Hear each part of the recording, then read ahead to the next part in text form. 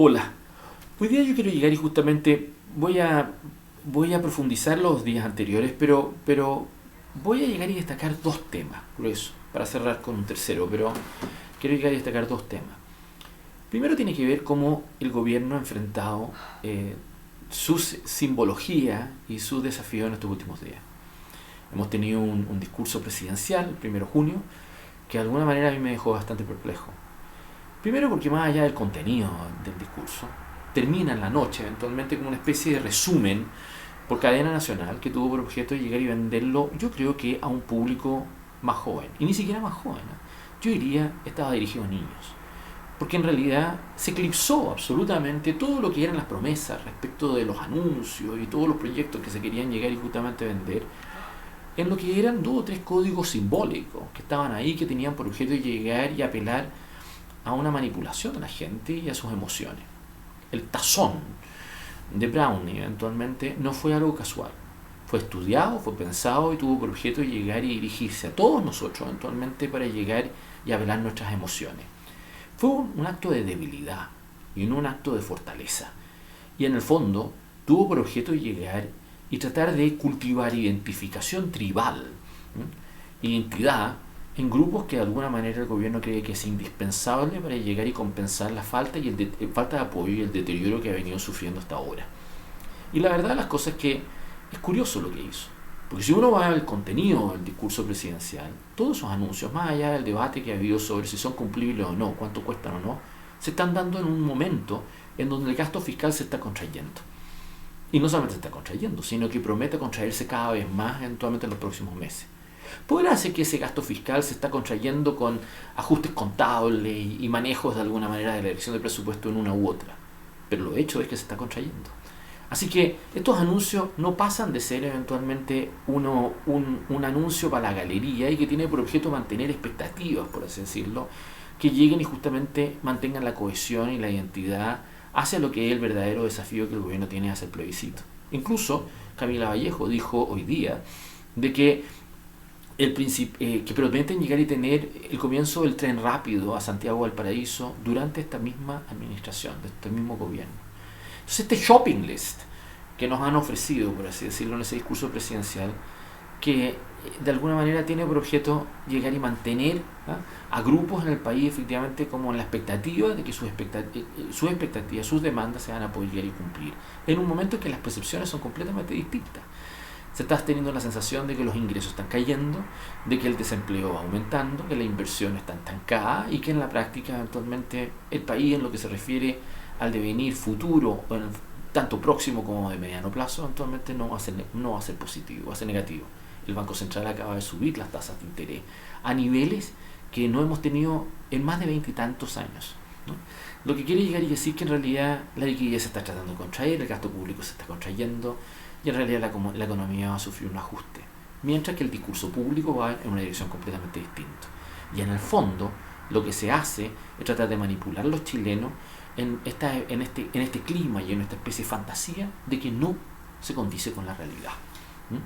La verdad de las cosas es que eso se suma a un segundo hecho, actualmente, que tiene que ver con el viaje de Gabriel Boric a Canadá y Estados Unidos. Y lo hemos visto eventualmente con el estilo que él tiene eventualmente y que lo cultiva a propósito, pero que le empieza a jugar malas señales y que empieza a revertir.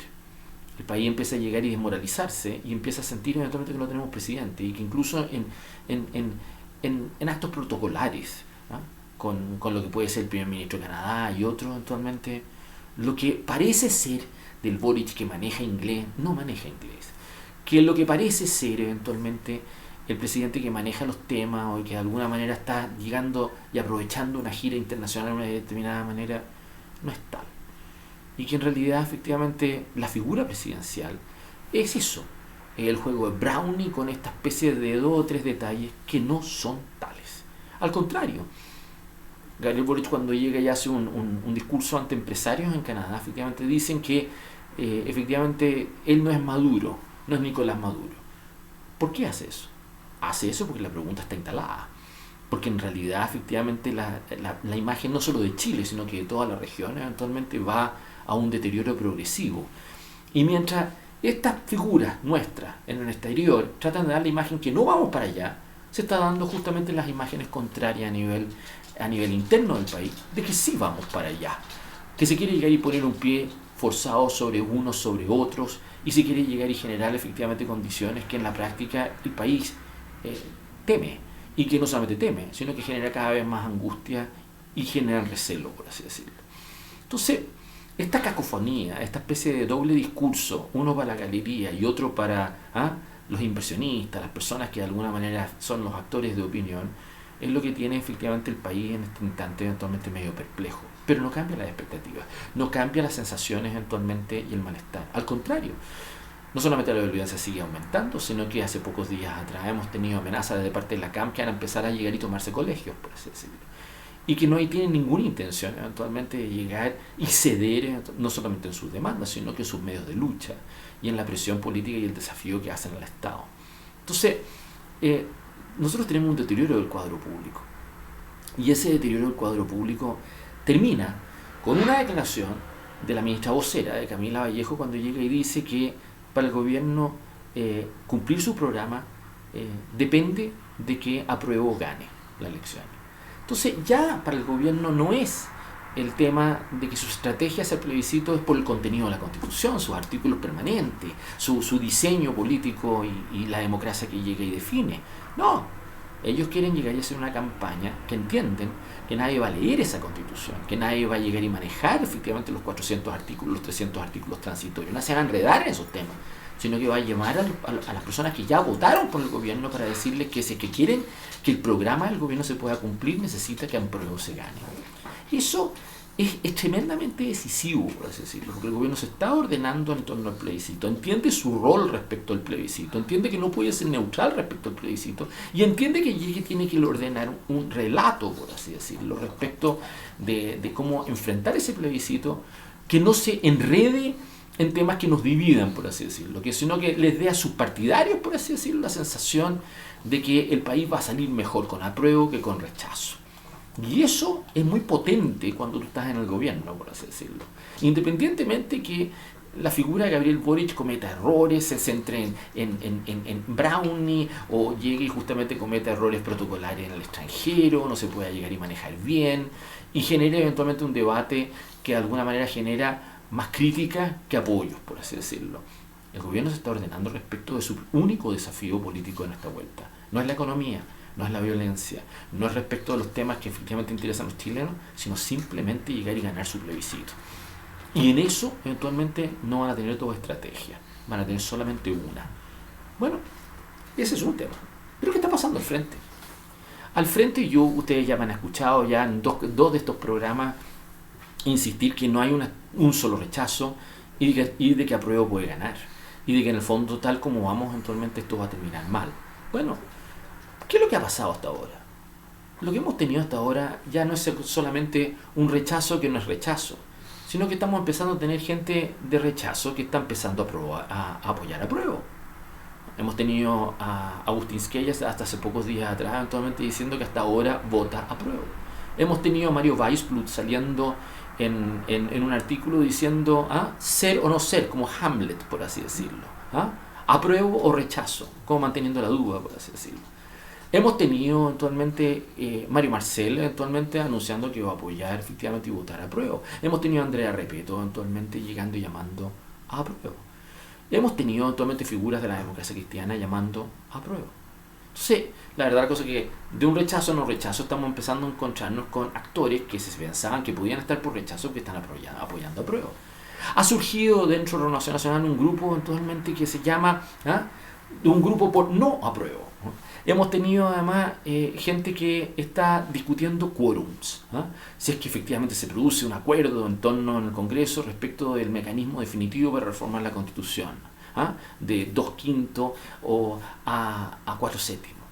Hemos tenido efectivamente trifulcas políticas hace semanas para llegar y justamente centrar de que aquí la única manera de ganar efectivamente ni siquiera dicen por quién votar, porque estos grupos eventualmente lo único que están tratando de llegar y hacer es simplemente tener protagonismo respecto de algo, sea que gane apruebo o sea que gane rechazo. Nada más, barajan, por así decirlo. Bueno, quiero decirles que esto es el mismo problema que nosotros sufrimos para el plebiscito del año 88. Y yo quiero llegar, porque hay muy pocos que conocen esa historia, y yo creo que es importante llegar y compartirla, por así decirlo.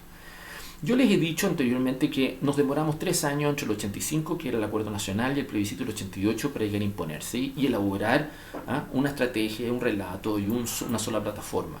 Y hubo varias discusiones en el intermedio que ya más o menos la he graficado. Primero, si íbamos o no íbamos al plebiscito. El Acuerdo Nacional en sí mismo fue una discusión. Tuvimos una discusión con el PC respecto de las estrategias de lucha. Tuvimos una discusión respecto de cómo se llama, con el Comité de Elecciones Libres, porque ese comité, que estaba dirigido por Sergio Molina, lo que quería era convencer a la Junta Militar de que no llevara a Pinochet como candidato único, sino que lo cambiaran, o convocaran, eliminaran este plebiscito sobre un candidato único y convocaran una elección libre. Y tuvimos que tener una discusión con ellos, entonces diciendo que eso no se iba a lograr. Pero una de las discusiones principales que tuvimos actualmente también fue con la renovación socialista, Ricardo Lagos en particular. También estaba Ricardo Núñez, Jorge Arrate y otros, que ellos querían que la democracia cristiana no se inscribiera como partido político. Y nos formaron parte de un partido instrumental por la democracia, que es el que ellos armaron finalmente. Y el que Lagos ha pasado 30 años en una doble militancia, con el Partido Socialista y con el PPD. Solamente para él. Era el partido para él, por así decirlo. Pero él quería anular la democracia cristiana, que nos inscribiéramos. Y nosotros dijimos que no, y que nos íbamos a inscribir, por así decirlo. Y en el momento que nosotros nos inscribimos, se inscribieron todos los demás. Pero lo importante ahí es de que si nosotros le hubiéramos hecho caso a Ricardo Lagos, de no ir al plebiscito en ese entonces, de tratar de no inscribirnos como partido, de llegar y justamente reforzar el Comité de Elección Libre como esa renovación socialista ayudó a hacer, habríamos perdido el plebiscito. El grupo que para la democracia cristiana fue clave para llegar y justamente cambiar la lógica que en ese momento Patricio Aylwin y Edgardo Benninger, a mi modo de ver, se equivocaban en promover, que era una alianza chica y una estrategia racional de tener una coalición y un programa y un candidato, que no llegamos al plebiscito ni con ninguno de los tres y ganamos igual. El grupo que fue clave para que nosotros cambiáramos esa lógica y nos abriéramos a apostar por el plebiscito full, fueron un grupo de los socialistas que estaban ligados al Partido Comunista en ese entonces, que estaban organizados a través de Clodomiro Almeida. Ese grupo quería romper con el PC eventualmente y tener un acuerdo con la democracia cristiana y enfrentar el plebiscito y hacer lo que fue finalmente la concertación. Si no fuera por gente como Clodomiro Almeida y también como Camilo Escalona, en realidad la historia se habría escrito muy distinto, por así decirlo. Gracias a ellos, eventualmente la democracia cristiana tuvo la capacidad para llegar y asumir el liderazgo político, no dejar el vacío, no hacerle caso a todos estos enredos que nos habían tratado de alguna manera de llegar y meter y hacer trampas, por así decirlo, en solitario, y nos jugamos por el no. Y no solamente nos jugamos por no, sino que le dimos al no eventualmente una imagen eventualmente de una solución, una salida a la crisis. Bueno, yo quiero llegar y decir que esos mismos grupos que nos enredaron entonces nos quieren enredar hoy día. Son los mismos grupos que quieren llegar y pedir este acuerdo político popular, por así decirlo, que cambie los quórums o que se ponga de acuerdo en un texto alternativo. Es la estrategia racional de entonces, ahora vuelta a repetir hoy día. Pero vayan a preguntarle a estos grupos, ¿a cambio de qué lo están haciendo? ¿Acaso Ricardo Lagos va a llegar y llamar a rechazo si es que se le da ese acuerdo?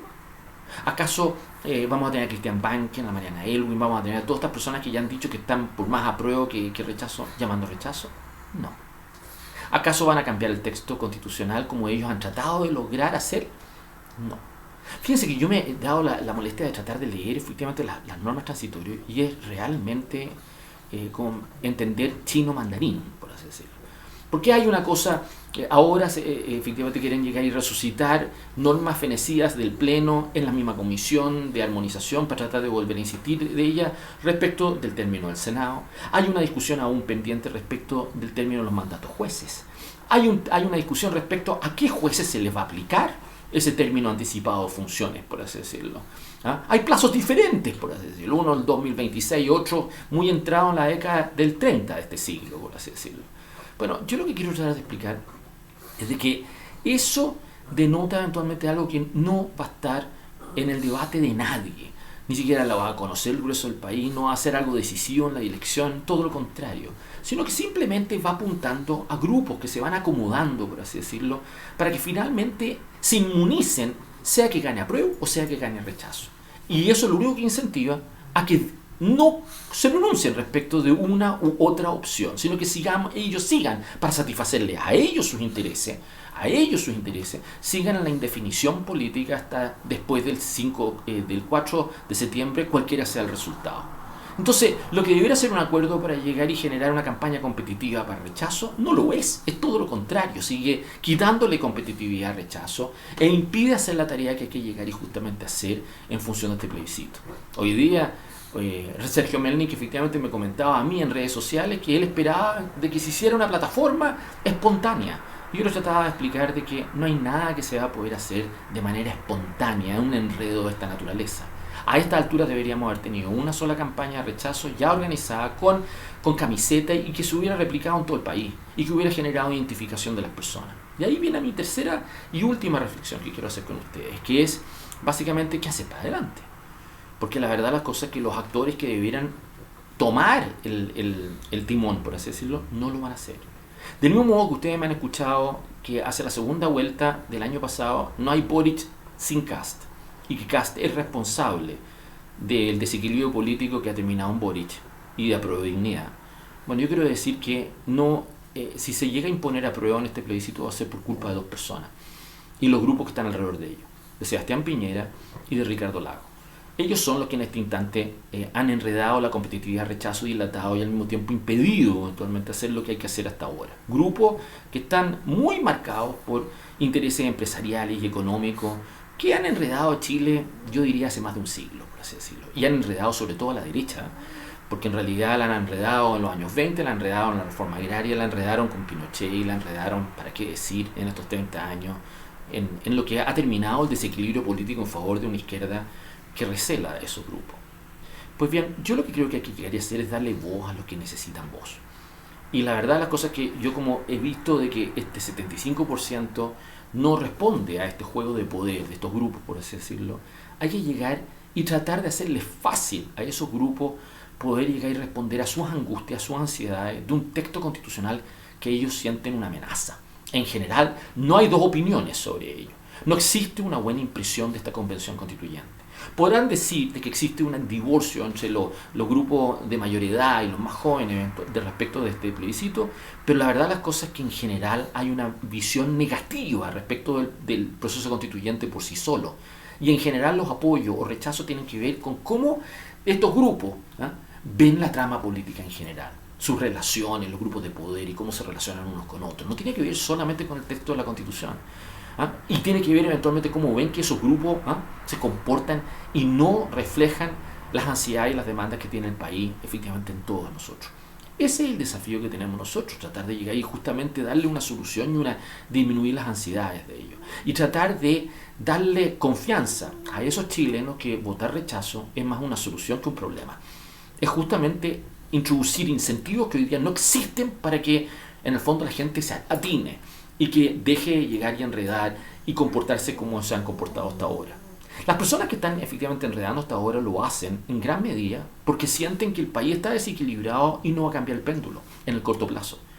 Las personas creen que eventualmente, por mucho que esté muy deteriorado y muy desprestigiada esta convención constituyente, ellos mismos en privado reconocen de que Apruebo puede ganar. Ellos mismos reconocen eventualmente que el gobierno va a poder imponer su reforma tributaria, un régimen previsional distinto. Ellos mismos reconocen que en realidad los ejes centrales eventualmente de este gobierno están instalados, por así decirlo, es muy difícil efectivamente revertirlo. Por eso el presidente de los empresarios va con Gabriel Boric a Estados Unidos y se suma a una gira de él. Eso nunca habría ocurrido en la época nuestra. Nunca una figura del no durante los 80 eventualmente hubiera hecho una gira con Pinochet. Nunca habría mostrado dos juegos a ambos lados del mesón. Aquí sí está ocurriendo eso en este instante. Y eso le quita credibilidad a estos actores para llegar y demamar al país a una señal clara que vaya efectivamente en beneficio de darle sensación a ese país eventualmente que hay una salida, que hay posibilidades de llegar y justamente ir en otra dirección, sino que son juegos de interés. Bueno, eso es lo que hay que tratar de alguna manera de darle voz, de darle expresión. Ese es el desafío que tenemos todos nosotros y en el cual yo me trato de jugar en cada uno de estos mensajes y en estos podcasts y trato en cada una de las oportunidades que tengo de llegar y enfatizar. De ahí yo creo que puede haber en estos meses, 3 meses, la oportunidad de llegar y dar un relato que si bien no es recogido por estos sectores, sí sea recogido por gente que de alguna manera se ha hecho la pregunta y espera el liderazgo adecuado para que un rechazo se pueda imponer y dé esa solución para el país. Muchas gracias.